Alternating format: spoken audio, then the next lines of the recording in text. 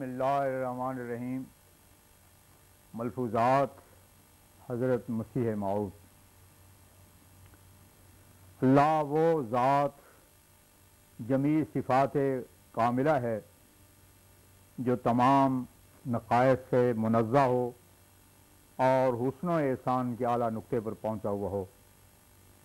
تاکہ اس بے مثل و مانند ذات کی طرف لوگ کھینچے جائیں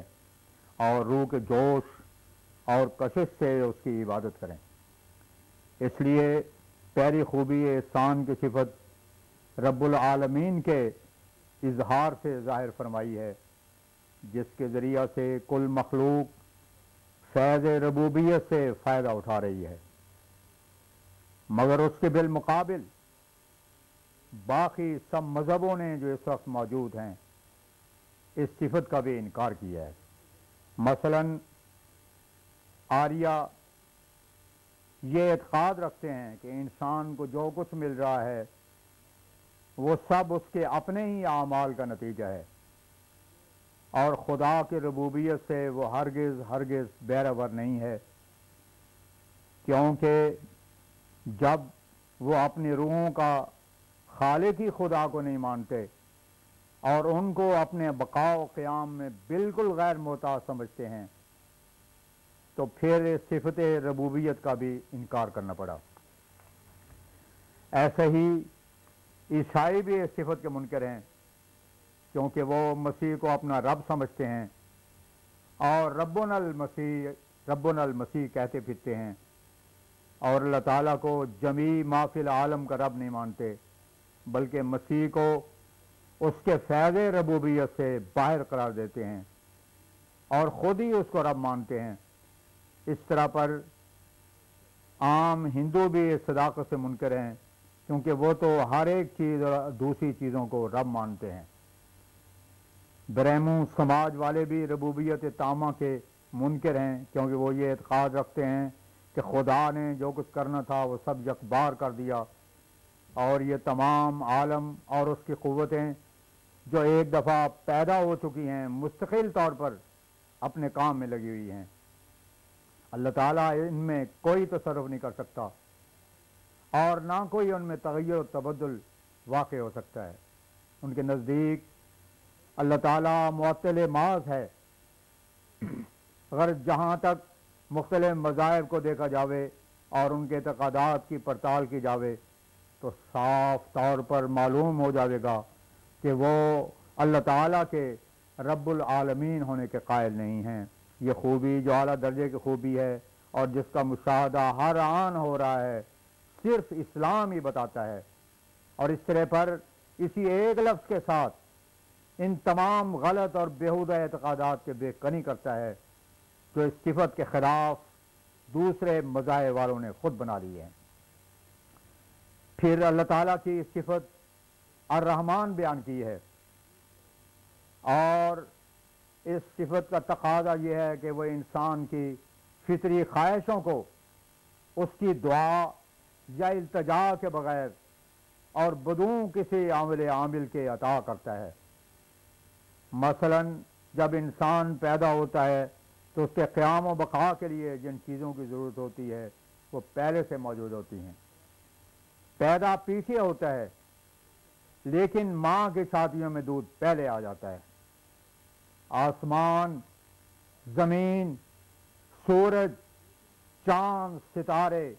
پانی، ہوا وغیرہ وغیرہ، یہ تمام اشیاء جو اس نے انسان کے لیے بنائی ہیں یہ اس کی صفت رحمانیت ہی کے تقاضے ہیں، لیکن دوسرے مذاہب والے یہ نہیں مانتے کہ وہ بلا مبادلہ بھی فضل کر سکتا ہے۔ آریہ تو سرے سے اس مسئلے کو مانتے ہی نہیں، جبکہ رب العالمین کے معنی بیان کرتے وقت بتایا ہے۔ عیسائیوں نے بھی کفارہ کا مسئلہ درست کرنے کے لیے یہی اعتقاد کر رکھا ہے کہ وہ بلا مبادلہ رحم نہیں کر سکتا، مگر آریوں سے تو یہ پوچھنا چاہیے کہ یہ زمین، چاند،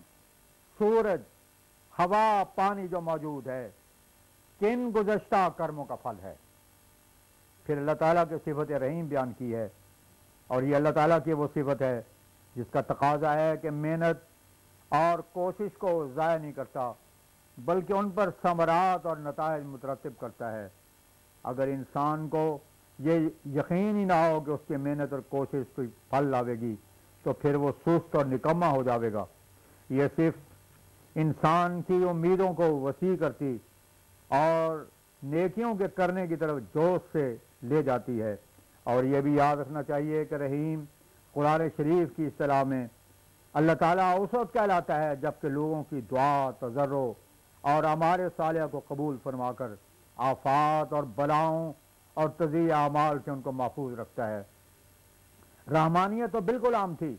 لیکن رحیمیت خاص انسانوں سے تعلق رکھتی ہے، اور دوسری مخلوق میں دعا، تضرع اور اعمال صالحہ کا ملکہ اور قوت نے یہ انسان ہی کو ملا ہے۔ رحمانیت اور رحیمیت میں یہی فرق ہے کہ رحمانیت دعا کو نہیں چاہتی مگر رحیمیت دعا کو چاہتی ہے، اور یہ انسان کے لیے ایک خلط خاصہ ہے۔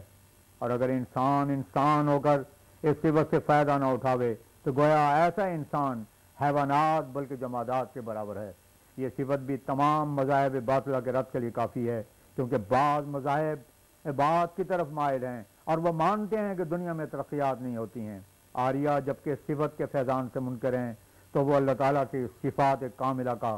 کب قائل ہو سکتے ہیں؟ سید احمد خان مرحوم نے بھی دعا کا انکار کیا ہے، اور اس طرح پر وہ فیض جو دعا کے ذریعے انسان کو ملتا ہے اس سے معروم رکھا ہے۔ پھر اللہ تعالیٰ کی چوتھی صفت مالک یوم الدین بیان کی ہے۔ جو لوگ قیامت کے منکر ہیں اس میں ان کا رد موجود ہے، اس کی تفصیل قرآن شریف میں بہت جگہ آئی ہے۔ اللہ تعالیٰ کی اس صفت اور رحیمیت میں فرق یہ ہے کہ رحیمیت میں دعا اور عبادت کے ذریعے کامیابی کی راہ پیدا ہوتی اور ایک حق ہوتا ہے، مگر مالکیت یوم الدین وہ حق اور ثمرہ عطا کرتی ہے۔ اور فقرہ ایاک نعبد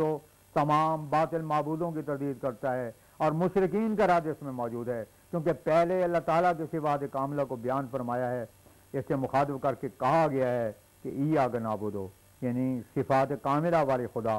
جو رب العالمین، رحمان، رحیم، مالک یوم الدین ہے، تیری عبادت ہم کرتے ہیں۔ یہ چار صفات جو صفات کہلاتی ہیں معبودان باطلہ میں کہاں پائی جاتی ہیں؟ جو لوگ پتھروں یا درختوں یا حیوانات اور چیزوں کی پرستش کرتے ہیں ان میں ان صفات کو ثابت نہیں کر سکتے۔ اسی طرح ایاک نستعین میں ان لوگوں کا رد ہے جو دعا اور اس کی قبولیت کے منکر ہیں، اور اہدنا الصراط المستقیم صراط الذین انعمت علیہم میں آج کل کے مولویوں کا رد ہے جو یہ مانتے ہیں کہ سب روحانی فیوز اور برکات ختم ہو گئے ہیں اور کسی کی محنت اور مجاہدہ کوئی مفید نتیجہ پیدا نہیں کر سکتا، اور ان برکات اور ثمرات سے حصہ نہیں ملتا جو پہلے منعم علیہ گروہ کو ملتا ہے۔ یہ لوگ قرآن شریف کے فیوز کو اب گویا بے اثر مانتے ہیں، اور حضرت صلی اللہ علیہ وسلم کی تاثیرات قدسی کے قائل نہیں، کیونکہ اگر اب ایک بھی آدمی اس قسم کا نہیں ہو سکتا جو منعم علیہ گروہ کے رنگ میں رنگین ہو سکے تو پھر اس دعا کے مانگنے سے فائدہ کیا ہوا؟ مگر نہیں، یہ ان لوگوں کی غلطی اور سب غلطی ہے جو ایسا یقین کر بیٹھے ہیں۔ خدا تعالیٰ کے فیوز اور برکات کا دروازہ اب بھی اسی طرح کھلا ہے، لیکن وہ سارے فیوز اور برکات محض حضرت صلی اللہ علیہ وسلم کی اتباع سے ملتے ہیں، اور اگر کوئی حضرت صلی اللہ علیہ وسلم کی اتباع کے بغیر یہ دعویٰ کرے کہ وہ روحانی برکات اور سماوی انوار سے حصہ پاتا ہے تو ایسا شخص جھوٹا اور کذاب ہے۔ سید عبد القادر جیلانی رضی اللہ عنہ کی چند عبارتیں ایسی تھیں جو قرآن کے رنگ کی تھیں۔ مولوی عبدالحی صاحب جنہوں نے اتباع سنت کی ہے اور مجھے ان سے بہت محبت ہے، ان کا مذہب توحید کا تھا، وہ بدعات اور محدثات سے جدا رہتے تھے۔ وہ ان عبارتوں کے متعلق کہتے ہیں کہ اگر یہ قرآن کے موافق ہیں تو اس کا کیا جواب دیں؟ تو فرماتے ہیں کہ ولیوں کے کرامات اور خوارق انبیاء علیہ السلام کے معجزات کی ہی طرح ہوتے ہیں، اس لیے یہ قرآن ہی کا معجزہ ہے۔ اصل یہی ہے کہ کامل اتباع سنت کے بعد جو خوارق ملتے ہیں وہ حضرت صلی اللہ علیہ وسلم اور قرآن کریم کے خوارق ہیں، اور اگر اب ان خوارق اور معجزات کا دروازہ بند ہو گیا ہے تو پھر معاذ اللہ حضرت صلی اللہ علیہ وسلم کی بڑی بھاری ہتک ہوگی۔ یہ جو اللہ تعالیٰ نے آپ کو فرمایا انا اعطیناک الکوثر، یہ اس وقت کی بات ہے کہ ایک کافر نے کہا کہ آپ کی اولاد نہیں ہے، معلوم نہیں اس نے ابتر کا لفظ بولا تھا جو اللہ تعالیٰ نے فرمایا ان شان ہے کہ اول ابتر، تیرا دشمن ہی بے اولاد رہے گا۔ روحانی طور پر جو لوگ آئیں گے وہ آپ ہی کے اولاد سمجھے جائیں گے اور وہ آپ کے علوم و برکات کے وارث ہوں گے اور اس سے حصہ پائیں گے۔ اس آیت کو ما کان محمد ابا آدم من رجالکم ولکن رسول اللہ